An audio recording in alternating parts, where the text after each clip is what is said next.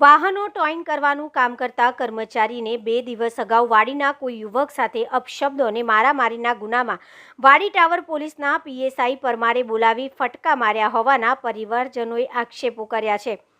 શહેરના વાહન ટોઈંગ કરવાની કામગીરી કરતા ખાન મોહમ્મદ નામના યુવકને 2 દિવસ પહેલા વાડીના કોઈ યુવક સાથે બોલાચાલી અપશબ્દો મારામારીના ગુનામાં વાડી પોલીસ સ્ટેશનના અંડરમાં આવેલી ટાવર પોલીસ ચોકી ખાતે પીએસઆઈ એ 2 દિવસથી ફોન કરતા ખાન મોહમ્મદ ત્યાં ગયો હતો।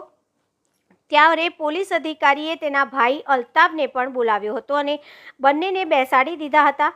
ત્યારબાદ ખાન મોહમ્મદને 50 જેટલા ફટકા પીએસઆઈ પરમારે માર્યા હોય તેનાથી ચાલી શકાતું ન હોવાના આક્ષેપો પરિવારજનો દ્વારા કરવામાં આવ્યા હતા।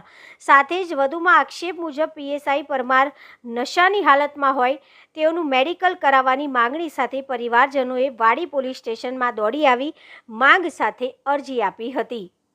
આપણે જ્યાં ઉભેલા છે એ પોલીસનો સ્ટાફ બધો સારો છે, પણ જે જગ્યા પર આ બનાવ બનેલો છે ત્યાંના જે પરમાર સાહેબ કરીને છે, નામ તો પૂરું ખબર નથી, પણ ત્યાંના જે વાડી ચોકીના જે પરમાર સાહેબ કરીને છે એ માણસની કામગીરી એકદમ બેકાર લાગેલી છે।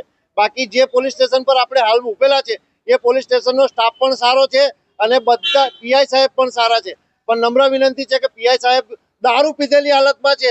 તાત્કાલિક એ ભાઈની લેબોરેટરી પીએસઆઈ પરમાર સાહેબ, જે માથે વાળ નથી, પૂરું નામ ખબર નથી, એ ભાઈ દારૂ પીધેલી હાલતમાં છે અને એ ભાઈની તાત્કાલિક લેબોરેટરી કરાવી એમ આટલી મારી નમ્ર વિનંતી છે। તમારો જે વ્યક્તિ છે એના કોઈ ગુનાહિત ઇતિહાસ છે? કોઈને અગાઉ એક જૂનો ગુનો છે, મારામારીનો છે, એ પણ 151 નો છે। અત્યારે કોઈ ગુનો કર્યો? અત્યારે કોઈને 2 દિવસ અગાઉ મૌખિક ગારાગારી થયેલી છે અને એક અરજી આવેલી છે 2 દિવસ અગાઉ અંદર અહીંયા ઘર છે, અહીંયા ઘરનો કોઈક છોકરો છે વાડીનો, એ છોકરાનું નામ સામે મને ખબર નથી એમ।